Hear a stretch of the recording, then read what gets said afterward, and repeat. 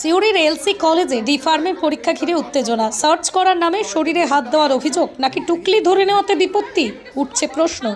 আজ সিউড়ির কলেজ জেলার বিভিন্ন প্রান্ত থেকে ছাত্রছাত্রীরা এসেছিলেন পরীক্ষা দেওয়ার জন্য।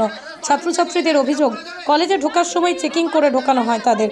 পরবর্তী ক্ষেত্রেই বাথরুম গিয়ে ফিরে আসার সময় ফের তাদের চেক করা হয়।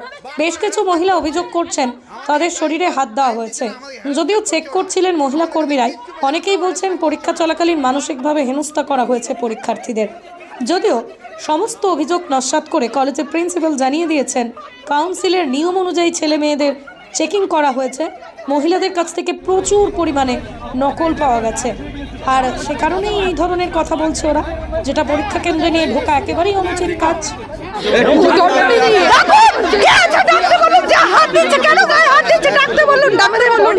ভেতরে গিয়ে হাত দিয়ে চেক করছে ওরা কিছু কাগজ আছে কিনা, কোনো